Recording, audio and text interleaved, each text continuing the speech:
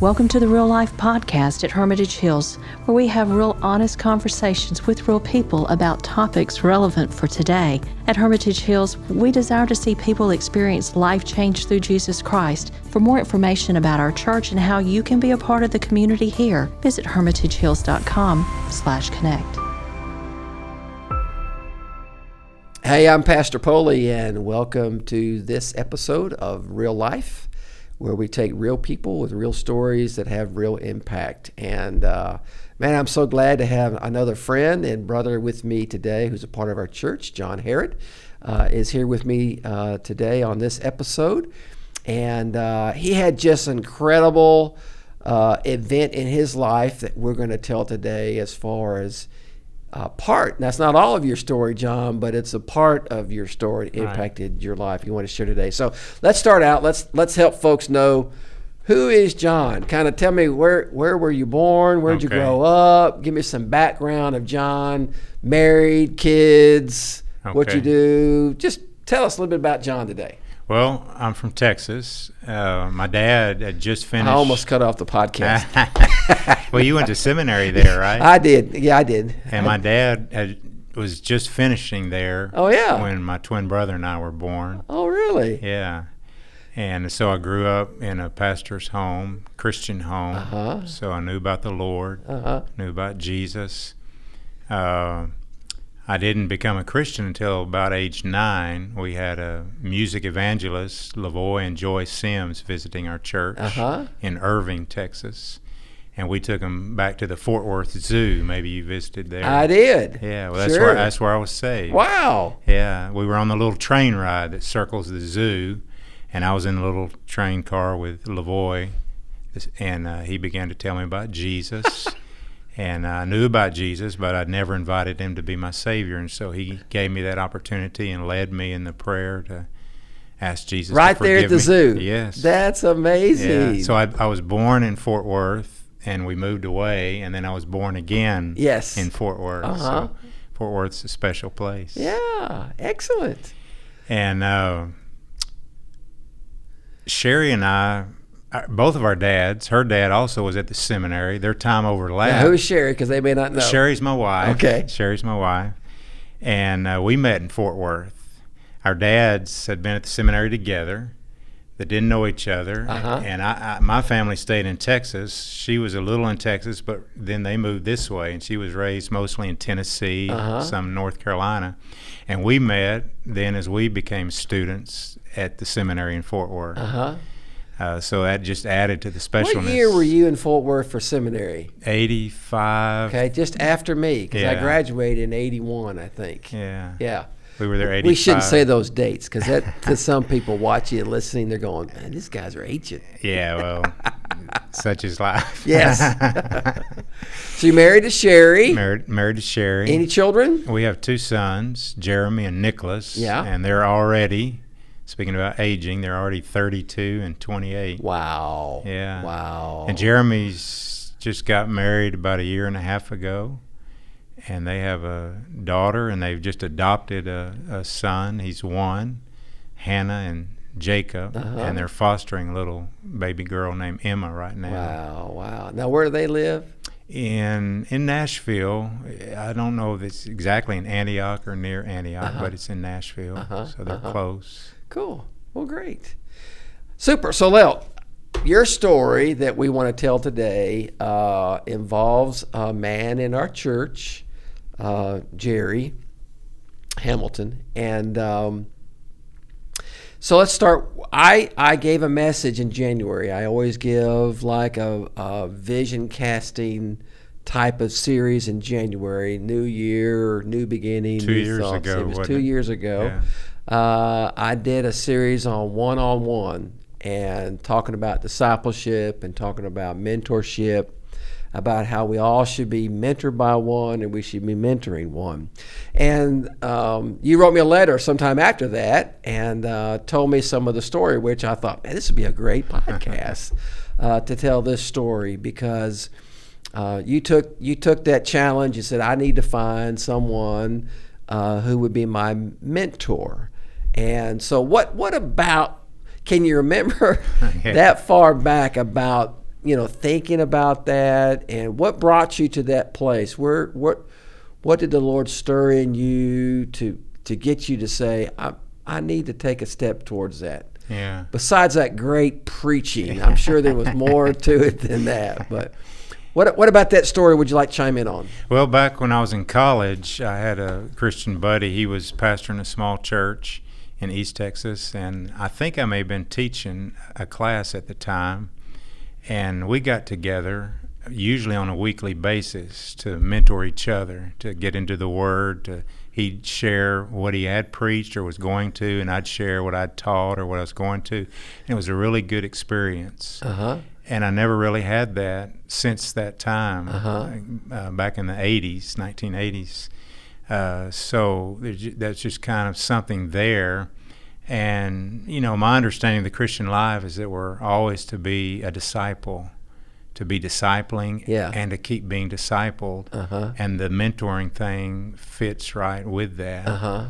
And so when you spoke on that, I just was, eating it up or agreeing with you. Right. This is what we ought to be doing. But it's your job, like a coach, to prod us, to put challenges before us. And that was part of my letter to you, to thank you for what you do and challenging us on a regular basis. So I just thought this. Now, the incredible thing about what folks on the podcast don't know that I know is some of your background where, you have gone to seminary, you've been on the mission field, you've been following Christ for a number of years, but still was receptive to the thought that there's something more that God can teach me. There's something more that God could do in my life through someone else. Yeah. Because the sad thing is, John, is that in ministry now over 40 years, it seems like the longer we've been around church and the longer we've been around our faith journey, sometimes people, kind of go, well, I've been doing this for so long, I pretty much got this thing. There's not much else there except let's sing the song again and let's hear another message. And that's sad, because I hope to always be a lifelong learner like you. I want to be a lifelong learner. And there's always someone that I should be receiving from and I should be giving to. And so Jerry's story meshes with your story, where you took the challenge and said, I want to find someone to be that disciple or mentor in my life. And God kind of brought Jerry. What was it about Jerry? What was it about, as you thought about that, prayed about that, it led you to go to Jerry? Do I have the story right? You went to Jerry? Yes. And we were in the same life group. I think we all have the desire to know and be known. And it fits in with discipling, just learning from each other. And I already knew Jerry, so it wasn't like going to somebody I didn't know, because we were in the same life group. And I admired him. Was an elder brother of mine.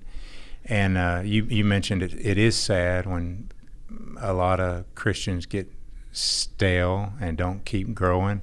When I was in high school, it was a small Baptist church, but we had an assignment, I remember at one time, to go to some adults in the church and ask them about their testimony. And so I went to one of the deacons, and he said, Jesus is everything to me. And that's about all he said, which is true for real believers. Tell me more. Yeah, and that's all he said. How? And I knew who he was, and as I observed him, and I could be wrong, I realize that still, but just in observing him, I just said, oh, Lord, I hope that's not all there is, that he's just coming and sitting here, occupying space, and he's not growing. And I've always remembered that and asked the Lord, help me not be like that. I want to grow. And Jerry, who I knew was a deacon here, I saw he was active. He had an active faith. He was always the first one to our class. he'd be there. Part of it may have been Paulette getting him here. I'm sure. But he was eager, and he participated, in class, and so, and he did already have cancer in his kidney. He already had that news. Yes, already had it. Okay. And so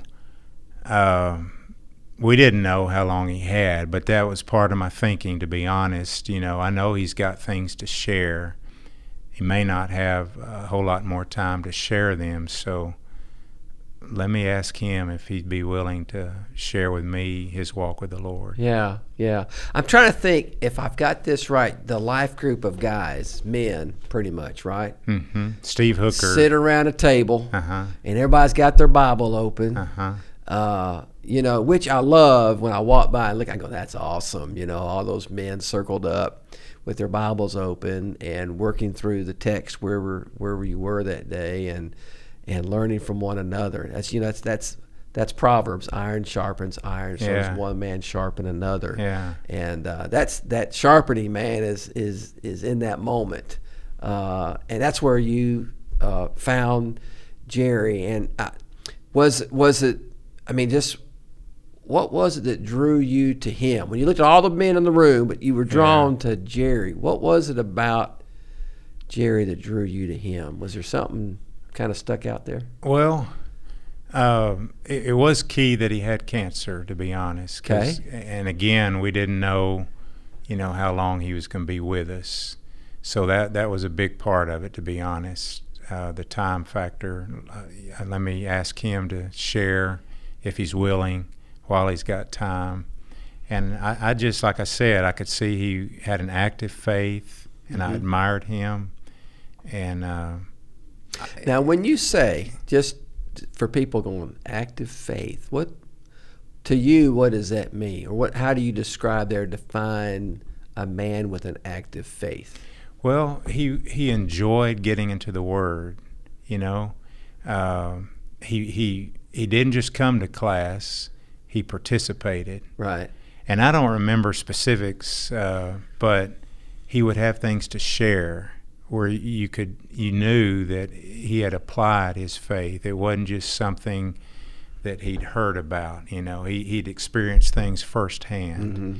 And he had personal stories. Yes. How Scripture weaved into his life. Yes. Yeah. Yeah. That's beautiful.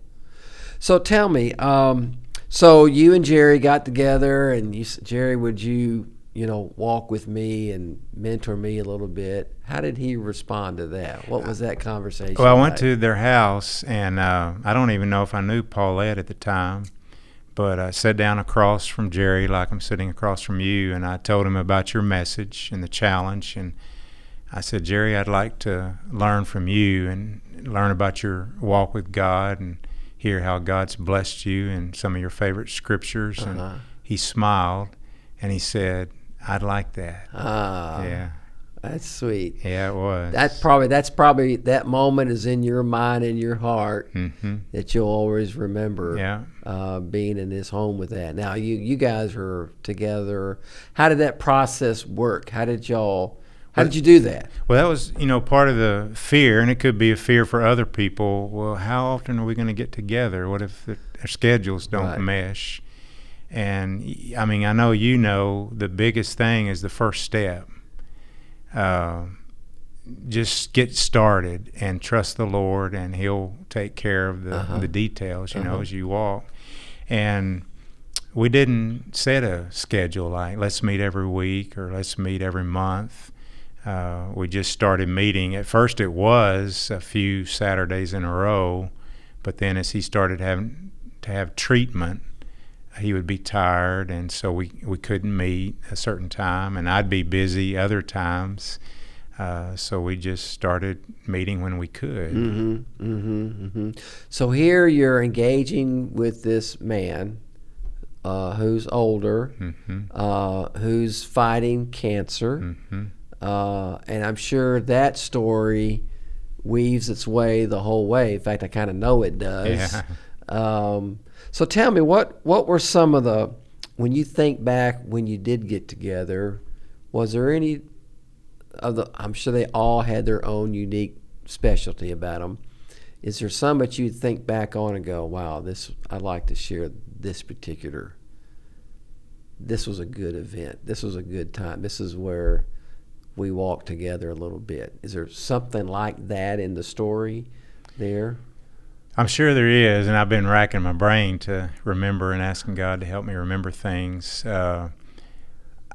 He shared with me personal stories of how, I remember one time they were struggling to find a church home. It was before coming here. Mm-hmm. They were in another state, and they were kind of down on where they'd been and what had happened, and just asking God to give them direction to find a church home.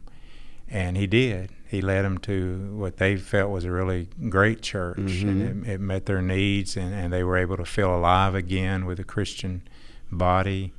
And then with his jobs, he shared with me different times where the Lord led him in finding jobs and getting placed. And he not only blessed him, but he used Jerry to be a blessing to a good number of the men that he mm-hmm. worked with. Mm-hmm. And one time he even placed them so that they were close to one of their sons and his family. They had a new granddaughter, mm-hmm. and Jerry got to bond with her mm-hmm. through the Lord's placement. I think I remember some of that story in our conversations for sure.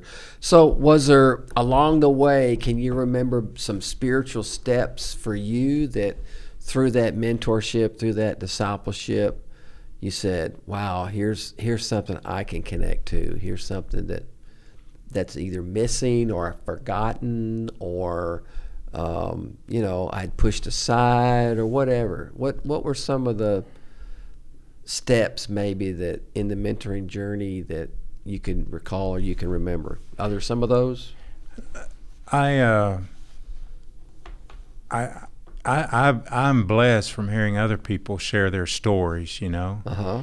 And so it encourages me. And one thing with Jerry, because he wasn't in a lot of pain, that was one of his prayer requests, that he said, me and pain don't do good together. I can amen that. Yeah. I can agree to that. And he really never had a lot of pain. And our class was praying for him all the time. But still, knowing that he was dying, I admired him just watching him and his faith. I never saw him with a woe is me attitude or questioning God, why me? Why now? I never saw that or heard that. And that's a blessing to me. None of us know how we're going to handle our own end of the journey time like that. Mm-hmm. But I benefit from being around people. I mean, we told Jerry, as we've told others in our class, we're watching you and we admire you for your faith. It seems that, you're holding on to the Lord, and it's obvious he's holding on to you. Right. And that was the main thing for me, Polly, right. Just seeing his faith. And hopefully it puts some in the bank for me, so to speak, when I get to my time. Right. I'm going to remember ones like Jerry. Right. How they walked. And we said it. I want to be like Jerry when my time comes. Yeah. Thanks for joining us for this episode of Real Life, a ministry of Hermitage Hills. If you'd like to be a part of a community seeking to follow Jesus and experience life change, visit us at hermitagehills.com/connect. You'll also find ways to ask for prayer and how to take the next steps in your faith journey. We'd love to partner with you as you grow in your faith and experience real life.